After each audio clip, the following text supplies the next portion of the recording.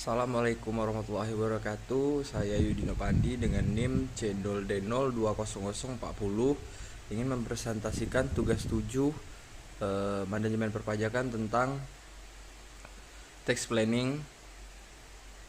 Pengelompokan tax planning, penjelasannya adalah pajak penghasilan atau PPH adalah pajak atas penghasilan yang diterima atau diperoleh wajib pajak dalam 1 tahun pajak.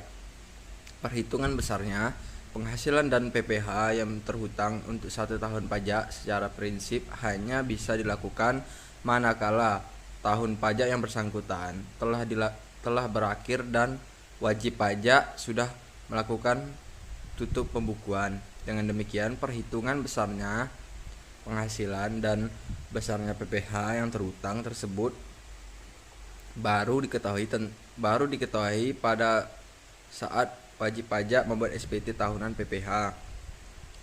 Selanjutnya adalah Foreign Exchange Revenue atau laba selisih kurs.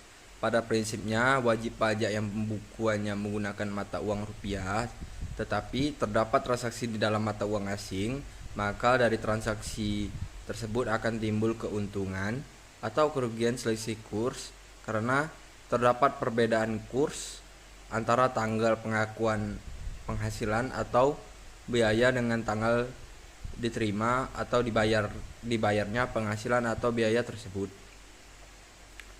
Keuntungan atau kerugian selisih kurs juga memungkinkan timbul dari transaksi utang piutang. Selisih kurs ini timbul akibat perbedaan kurs antara tanggal pencatatan hutang atau piutang dengan kurs tanggal neraca atau tanggal akhir periode akuntansi, atau perbedaan juga timbul akibat selisih kurs mata uang asing pada tanggal neraca dengan tanggal pelunasan.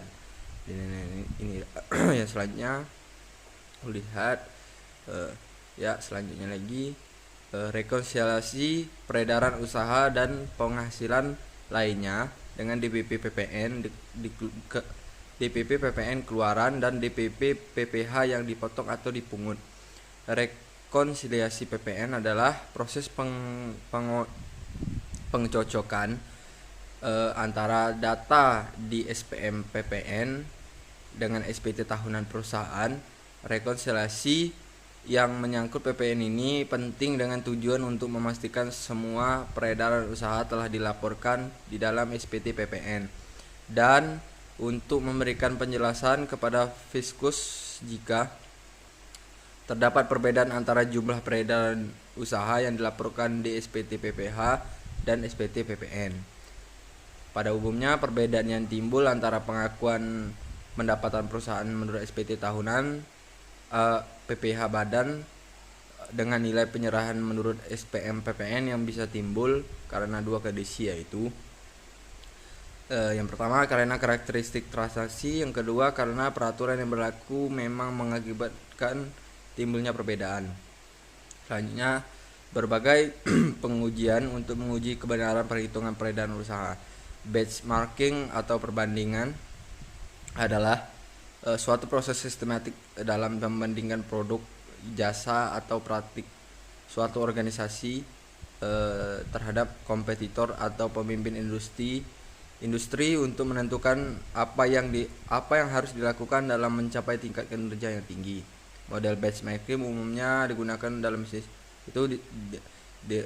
namun oleh Direktorat Jenderal Pajak, model ini diadopsi dalam rangka melaksanakan fungsi memberikan bimbingan pengawasan terhadap wajib pajak. Kesimpulannya adalah pada umumnya cara menghitung PPH pasal 25 didasarkan kepada data SPT tahunan sebelumnya. Artinya kita mengasumsikan bahwa penghasilan tahun ini sama dengan penghasilan tahun sebelumnya. Tentu saja nanti akan ada perbedaan dengan kondisi sebenarnya ketika tahun pajak sekarang sudah berakhir. Selisih tersebutlah yang kita bayar sebagai kekurangan pajak akhir tahun. Kurangan bayar akhir tahun ini bisa dinamakan PPH pasal 29. Apabila selisihnya menunjukkan lebih bayar, maka kondisi ini dinamakan restitusi atau wajib pajak meminta kelebihan pembayaran pajak yang telah dilakukan. Terima kasih. Assalamualaikum warahmatullahi wabarakatuh.